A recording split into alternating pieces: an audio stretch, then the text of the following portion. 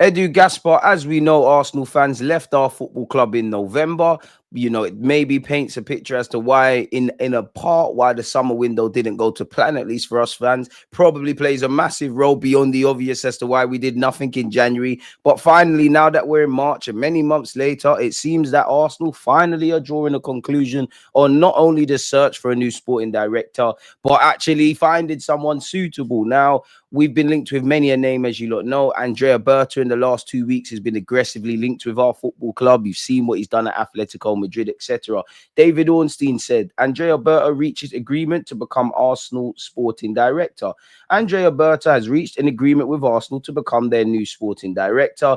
Berta became available in January after more than a decade at Atletico Madrid, where he was central to the Spanish team's progress. Now, the Italian obviously has worked at Atletico. He's known for you've seen the work he's done. Well, in terms of the research into the work we've done, obviously it did come out that he was taking English lessons a few months ago. So maybe he was gearing up either for the Premier League or to actually to join Arsenal. And in part, he became available in January. If he didn't want to sign for us, which fortunately isn't the thing, if he didn't want to sign for us, we were linked with Sociedad Zalabi. It's come out he wants to take a break from football. I wonder where our search would be then. But you know what, it is what it is.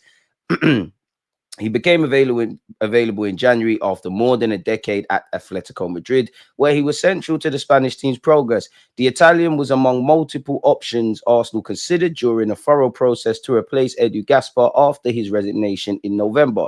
It was driven by managing director Richard Garlick and executive vice chair Tim Lewis, with Josh Kroenke involved throughout on behalf of the ownership and input from manager Mikel Arteta.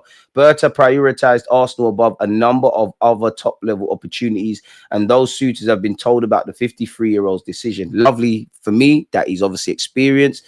He's not emotionally attached to Arsenal. Obviously, he'll buy into the culture and become emotionally attached. But I like the fact that it's not a Rosicky, it's not a Benayoun. It's respectfully to them. I think we've tried the inexperienced thing. We've tried people with an attachment. We just need someone that's a cold-hearted, ruthless, calculated, and experienced. I think we fumbled in January. I think we fumbled in the summer. I don't expect us to do everything in terms of ingoings or outgoings, but significant business needs to be drawn in the summer.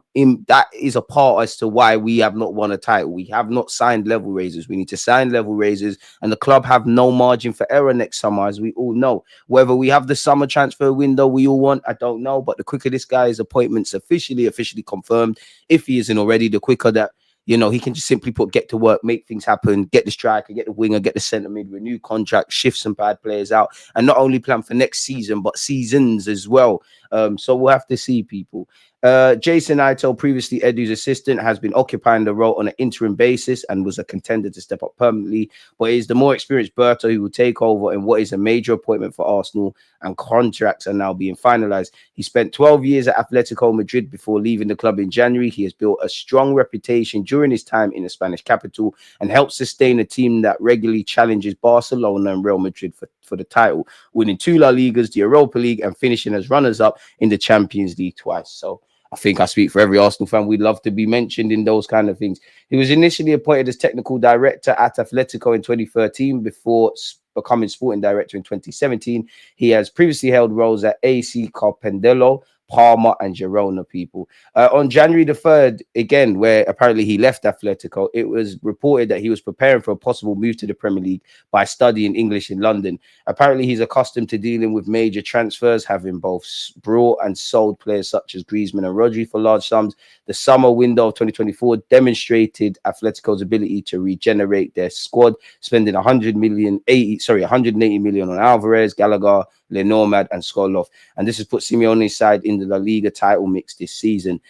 So yeah, people, is what it is. We all know Edu left, and it is what it is. Mikel Arteta did say after the Forest game, the club is doing the best process that we believe is the best to try to find the person that is the best one for the moment. And Arsenal is in right now, and that's what the club is trying to do. So yeah, people, it seems that we finally got someone in that role. And again, Saka's contract, Magalhaes' contract, Saliba's contract, bringing in a striker, whether it is at Gyökeres, Sesko, this one, that one, bringing in another versatile attacker to shave the burden on Bukayo Saka, pulling this club along. Find that long-term partner for Declan Rice. If Declan Rice is going to remain in the 8, you need the 6, or we need the option of having flexibility in that regards. And of course, you know, Zinchenko's got a year left on his deal. He's got a cut. Lokonga's got a year left on his deal, needs to leave. Nelson's still here. Nelson's obviously still here. We're going to have to keep Tomiyasu and Gabriel Jesus, but that's something we're going to have to be planning, you know, their departures.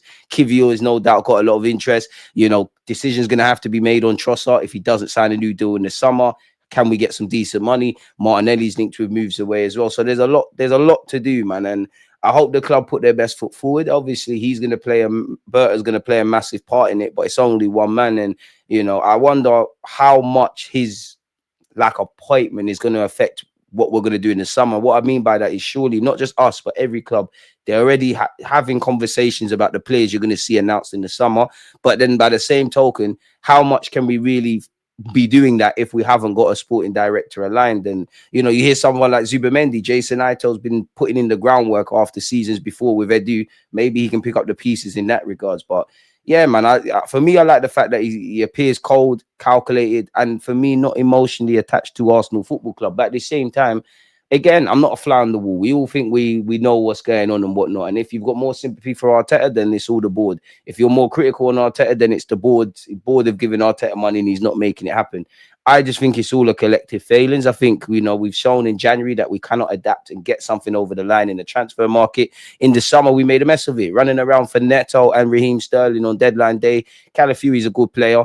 Marino's a good player, but, you know, Marino's a squad player at best. Calafiori, I think, it will show his quality in years to come. But in terms of win now mode and needing to deliver, go and paint your mind back to the summer and needing to deliver right now, not everybody plays a part. And Calafiori's had some moments where he scored goals.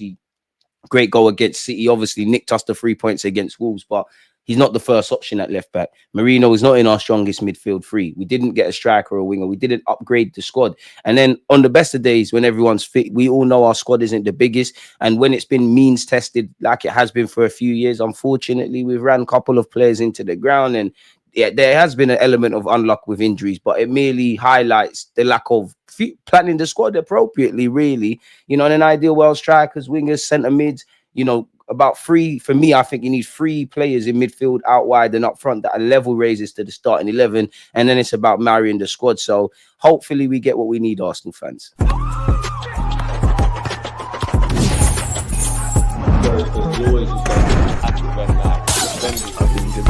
Like